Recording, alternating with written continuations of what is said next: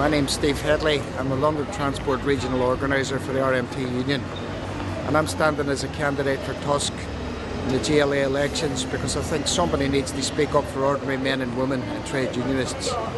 I'm fed up with Labour politicians thinking that they're going to get funded with the trade union movement and not putting our issues on the table and defending us when we're taking action.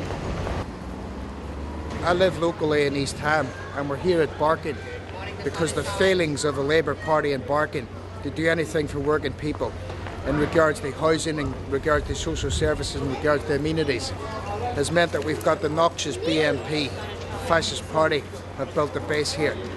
And we've got to give working people an alternative to both Labour, who are the cause of the problem, and the BNP, which are the symptom.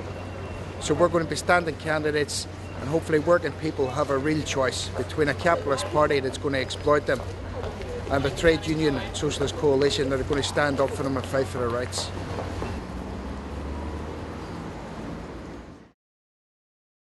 I'm talking to Steve Hedley, who's the London Transport Regional Organiser for the RMT, and is also a candidate on the list for the London Assembly elections for the Trade Unionist and Socialist coalition.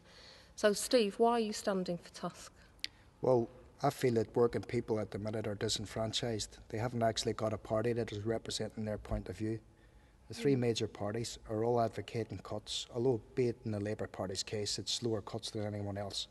But no one's getting up and defending the fact that working people are going to be attacked with their pensions, they're going to be attacked with job cuts, and they're going to be attacked by paying more tax and having wage freezes. No one's actually getting up and putting our point of view.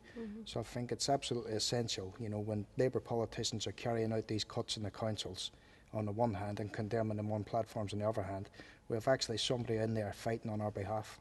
And I suppose an issue that particularly affects RMT members at the moment is the latest government proposals coming from the McNulty report. Yeah, the white paper that's resulted from the McNulty report, and the McNulty report, by the way, even that says that a privatised railway system costs four times as much to run than a nationalised system, and bizarrely advocates more privatisation.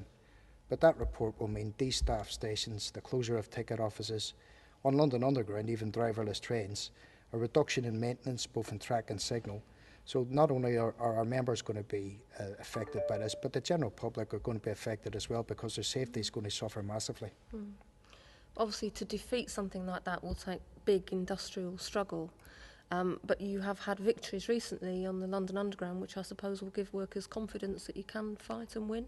Indeed, we've organised well on London Underground. It's been a team effort, and what we've done is secured the reinstatement of two of our activists who were sacked, Damon Lynch and Arwin Thomas. But we've got to spread that out because 1 or 2 days' action will not stop the McNulty report getting implemented. We need a credible campaign of industrial action. In conjunction with a political campaign, we need to build links with passenger groups. We need to get the general public on board by explaining the safety issues. But at the end of the day, we are going to have to take action if we're going to stop this coming through. And another major issue which affects your members but affects Londoners generally, of course, is the Olympics. Which is coming up in just a few months. What points would you make about that?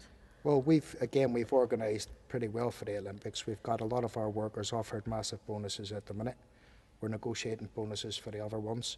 But everyone, including the bus workers, have to be included in this because all transport workers are going to see their productivity go through the roof because there's going to be millions of more people come to London. There's going to be 1 million more journeys a day, and that's a pretty conservative estimate. So those people will be working their socks off, and they need to be properly rewarded for doing that. We've got a decent pay deal, apart from the Olympics. We've got an inflation-proof pay deal for London Underground, but we need to spread that out for all our members. And an issue which is affecting workers across the board at the moment, public sector and private sector, is pensions. We've seen some very big action, strike action, on the question of pensions. How does that affect your members? Well, it affects our members right now on the Royal Fleet Auxiliary and also on the Tyne and Wear Metro, who have taken strike action against the pension cuts. But what we have to do is spread that out because there's no way that the government are going to keep their hands off the pension scheme of London Underground or British Rail or any of our bus companies or even our OILC members. They're going to be going after them all. So we need to be able to be in a position to protect those members and protect their interests.